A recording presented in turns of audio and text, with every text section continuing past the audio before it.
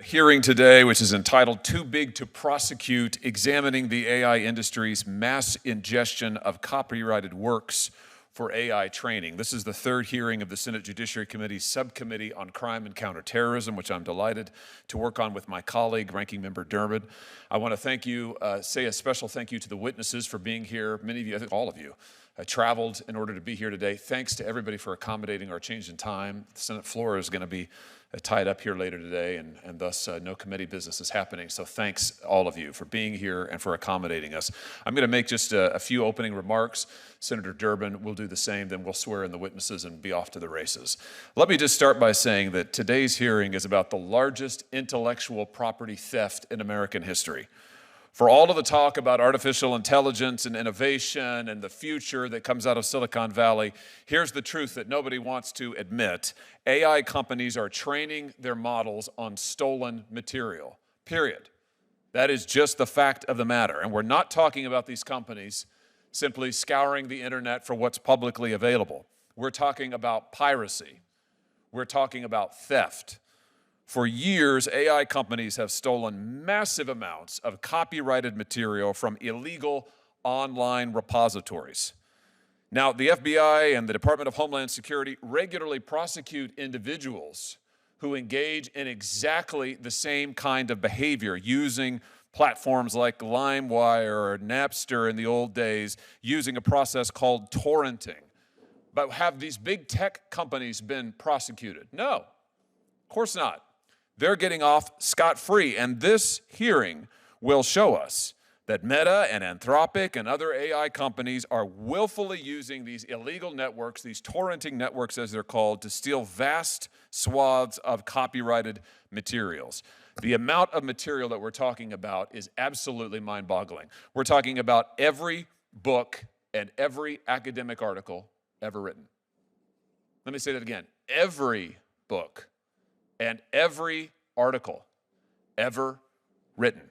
Billions of pages of copyrighted works, enough to fill 22 libraries the size of the Library of Congress. Think about that. 22 libraries of Congresses full of works. That is how much has been stolen, and this theft was not some innocent mistake. They knew exactly what they were doing.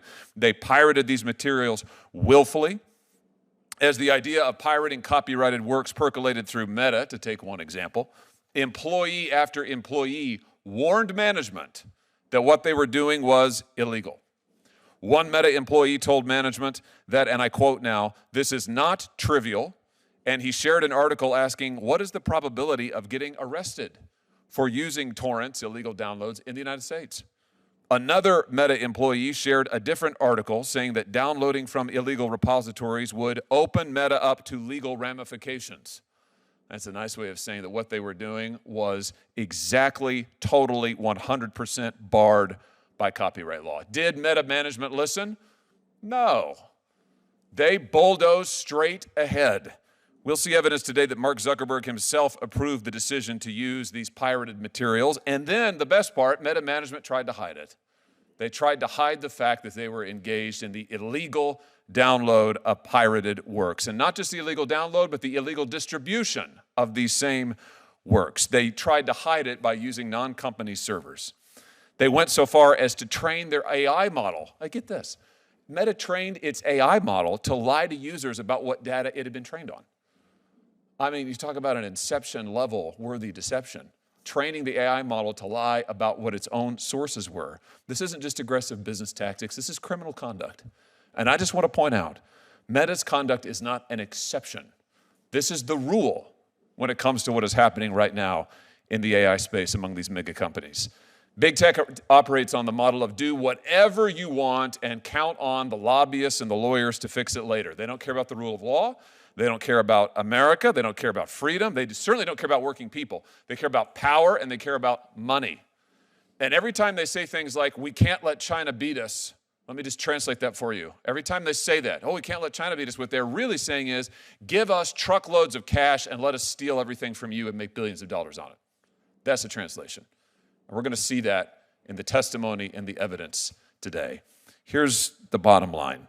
We have got to do something to protect the people of this country. I'm all for innovation, but not at the price of illegality. I'm all for innovation, but not at the price of destroying the intellectual property of the average man and woman in this country. We have laws for a reason. Those laws ought to be enforced, and big tech should not be above the law. Enough is enough. It's time to enforce the law, and that's what this hearing today is about. Now I'll turn it over to Ranking Member Durbin.